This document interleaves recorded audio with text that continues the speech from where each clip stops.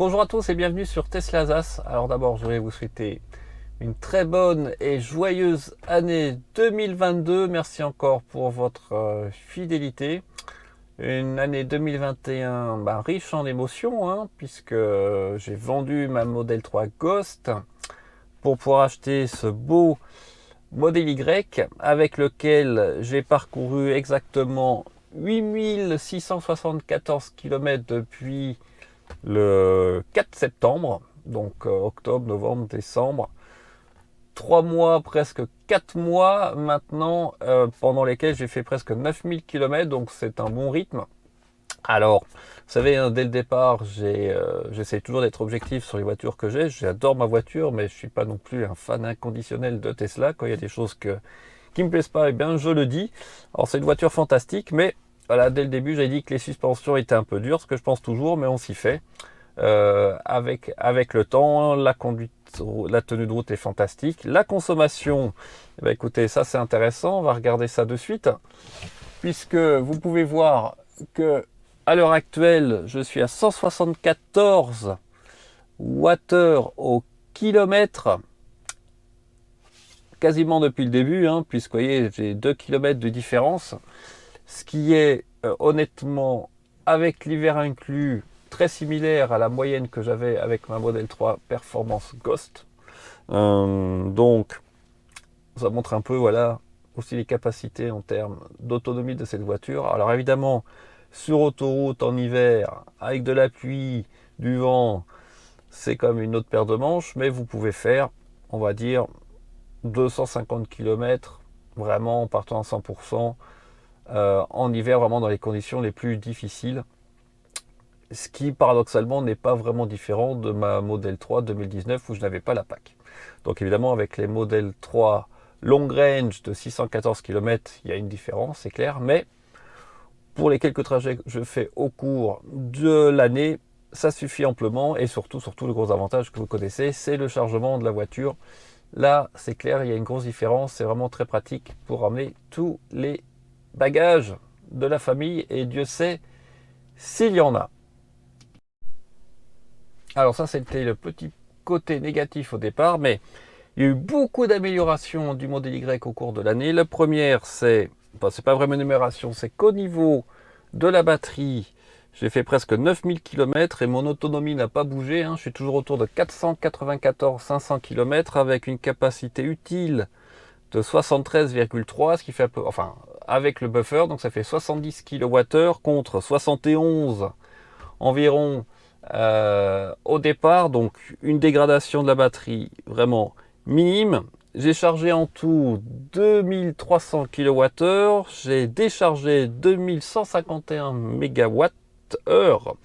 Et pour vous donner une petite idée, avec mon ancienne Model 3 Performance, quand j'avais chargé environ 4 MWh, donc 2 fois plus, j'avais déjà perdu 9% de batterie.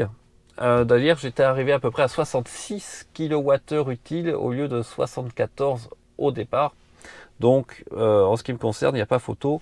La batterie LG tient bien mieux pour l'instant la dégradation que mon ancienne batterie Panasonic. Ce que vous avez pu voir aussi dernièrement, c'est que au niveau de la charge, quand je suis revenu de Nice, j'ai eu une très belle charge en Italie à Quinto, où j'ai maintenu 150 kW, c'était un V2, jusqu'à 35%, ce qui m'était jamais arrivé auparavant, puisque j'avais plutôt des courbes de descente régulière de charge. Donc j'avais réussi à faire là un 13,88 à 75% en 35 minutes, ce qui équivaut vraiment à ce que j'avais pu faire auparavant avec mon ancienne Model 3 et la batterie Pana. Franchement, là c'est un super bon point au niveau de la batterie. Nette amélioration de la vitesse de charge, et je pense que la V11 aussi y est pour quelque chose. Par contre, alors je sais qu'il y a beaucoup de personnes qui ont commenté la V11.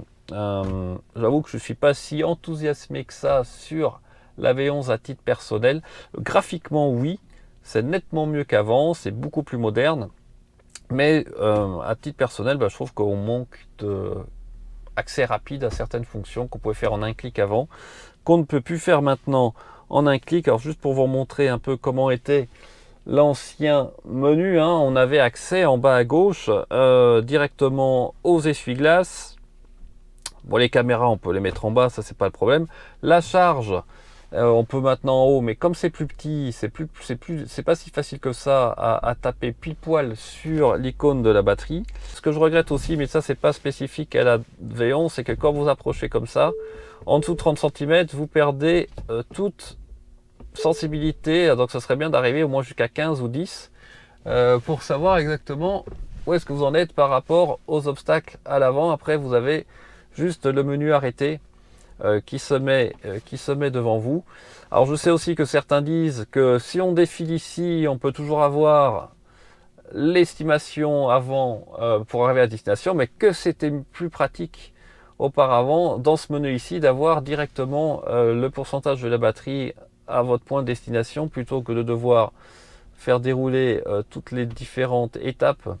Et puis ici, vous voyez, pour voir l'aller-retour, c'est un peu en grisé, il faut augmenter un petit peu la vue. Voilà, alors c'est des petites choses comme ça, mais qui moi m'irritent un peu. Il y a aussi ce menu là de musique que j'ai du mal à comprendre, c'est que maintenant, voilà, maintenant vous pouvez avec 2 clics revenir à un seul bandeau, ce qu'on pouvait faire avant avec le menu de Go, si je me trompe pas. Donc il y a plein de choses, de petites choses comme ça. Certes, c'était pas capital d'avoir le Bluetooth et le Wi-Fi en haut, mais n'empêche, par exemple, un truc qui est vraiment embêtant, c'est pour la dashcam. Avant, on avait l'icône dashcam, on voulait enregistrer quelque chose, on appuyait directement ici. Maintenant, soit vous devez klaxonner, ce qui n'est pas vraiment l'idéal, soit il faut ouvrir le menu et puis aller ici dans le menu pour enregistrer la dernière séquence que vous voulez enregistrer. Et puis si vous voulez accéder aux vidéos, avant, on pouvait directement ici, si je me souviens bien. Maintenant, il faut aller dans le menu ici et puis trouver le menu dashcam afin d'avoir accès aux différentes vidéos. Bon, voilà, donc voilà, pareil, si vous voulez accéder au siège chauffant, maintenant c'est impossible. Il faut appuyer longtemps, venir ici, et puis surtout il faut activer tout le temps la clim, même si c'est pas catastrophique, pour accéder au siège chauffant. Donc voilà, ça c'est un peu aussi un peu dommage. Le menu, vous allez me dire, pour les essuie-glaces, vous pouvez l'avoir ici, ça c'est vrai que c'est bien. Pareil pour les phares auto. Voilà, enfin, on pourra en parler pendant des heures et des heures. Spotify en tant que tel, je trouve que c'est, je sais pas, alors faut s'habituer effectivement, mais pour arriver aux playlists, eh bien, il faut cliquer un peu ici. Maintenant, si vous voulez jongler entre les différents appareils, il faut bien penser à venir ici dans ce menu, sous-menu pour accéder aux différents menus, y compris le karaoké ou TuneIn, pourquoi pas. Mais voyez, maintenant, si je suis dans TuneIn, si je veux le baisser, il faut que je le fasse manuellement comme ça. Et après, là, si je veux rouvrir TuneIn, eh ben, je suis coincé. J'ai pas le menu musique, donc il faut que je repasse par Spotify, que je revienne ici et que je repasse par TuneIn. Enfin voilà, donc il faut s'y faire, mais moi je trouve que franchement, c'est pas une révolution et que concrètement, qu'est-ce que ça apporte de vraiment mieux par rapport à la V10? Je cherche toujours un peu, honnêtement. Alors c'est sûr, vous avez le rappel de clignotant, ça c'est bien. Quoique, quand vous regardez bien la caméra, est-ce que vous voyez dans le rétro, pour moi c'est vraiment similaire, sauf que là vous avez un angle plus large effectivement et vous devez baisser un peu les yeux pour le voir, même si c'est loin d'être catastrophique. Et puis après voilà, la pression des pneus, vous pouvez plus l'avoir directement. Avant il suffisait de défiler à gauche, maintenant il faut aller ici, il faut aller dans entretien, vous avez votre pression des pneus, vous voulez les compteurs. Alors par exemple, on peut utiliser les commandes vocales, c'est vrai, si je fais entretien, ça va me l'ouvrir directement. Pédalier et direction, ouais, là ça marche pas. Conduite, ça vous voulez pédalier direction parce qu'ils n'ont pas translaté au niveau de la commande vocale. Contrôle, ça marche pas. Éclairage,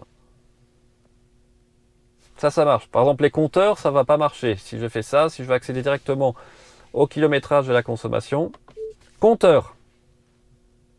Vous voyez, donc là, je suis obligé d'aller là et de venir ici. Alors, peut-être qu'il y a une stratégie derrière, hein, effectivement, de limiter l'accès à certaines informations qui ne sont pas capitales. Mais moi, je pense que ça va être l'inverse qui va se passer, c'est-à-dire que les gens vont quand même vouloir avoir accès à ces informations et donc vont cliquer un clic de plus tout en roulant pour avoir accès à l'information, ce qui est vraiment à la limite dommage. Alors, en ligne, je pense que tout ça, je vais m'y faire et que c'est pas une catastrophe. Par exemple, les profils des différents conducteurs, c'est aussi différent. Maintenant, il faut aller ici et puis vous avez le mode voiturier qui est ici et vous pouvez changer les différents profils, pourquoi pas. Mais quand vous changez par exemple, voilà, vous le voyez ainsi maintenant à gauche, le profil que vous mettez à jour, bon. Mais moi, ce qui me gêne plutôt, honnêtement, c'est que là, en une semaine, j'ai eu 2 bugs. Le premier, c'était sur la route, où l'écran a complètement figé et j'ai dû rebooter. J'ai aussi des expériences sur ma chaîne d'autres abonnés qui ont eu le même problème plusieurs fois pendant un trajet. Et puis hier, je vous ai montré en post l'autre bug à gauche où j'avais l'écran figé à gauche. Je n'ai pas touché, la voiture a fini par souvent rebooter toute seule. Donc au niveau stabilité, j'espère aussi que ça va se résoudre. Le gros avantage de Tesla, c'est qu'évidemment, Tesla, déjà, je pense, a entendu tous les critiques qui sont venues après la mise à jour. Même Elon Musk a dit qu'une nouvelle version allait venir bientôt avec une version encore améliorée de la V11. Donc ça, c'est très bien. On va voir un peu ce qu'ils vont faire.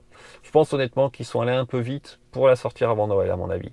Le design n'est pas complètement finalisé, notamment les clignotants. Là, c'est pas très beau comment ça apparaît en bas à gauche. C'est pas top.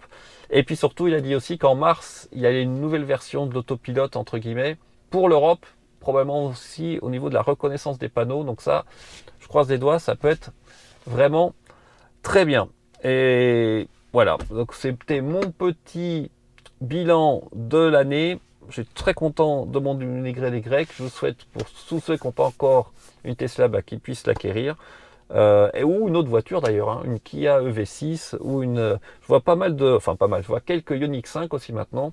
Moi, tant que les gens sont contents avec leur véhicule électrique, moi, ça me fait plaisir. Il n'y a pas que les Tesla maintenant qu'on peut utiliser pour rouler. C'est encore un peu compliqué. J'ai vu certaines expériences de Ionity qui se passaient moyennement de temps en temps, mais ça y est, ça commence à marcher mieux. Et puis il y a Fastnet aussi qui est arrivé maintenant, qui a l'air de marcher plutôt bien. Donc l'essor de l'électrique a commencé. Vous avez vu aussi que 10% des véhicules qui ont été vendus cette année en France sont des véhicules électriques. C'est énorme. Ça fait à peu près 160 000 véhicules sur 1,6 million, alors que la vente globale a beaucoup diminué à cause de la limite des composants. Donc le mouvement est parti. Et puis moi, je ne souhaite que chacun puisse avoir du plaisir dans son véhicule électrique, si même pour l'instant Tesla est la référence, que ce soit en ergonomie, mais là, si à mon avis ça baisse un peu honnêtement, et surtout rapport performance, consommation, plaisir de conduire, mais Kia notamment est dans la course. S'ils arrivent à avoir encore un système multimédia encore meilleur, franchement la voiture, la EV6 a l'air vraiment super. Sur ce, je vous souhaite un très bon début d'année 2022 et on se dit à très bientôt sur Tesla Zas. Ciao.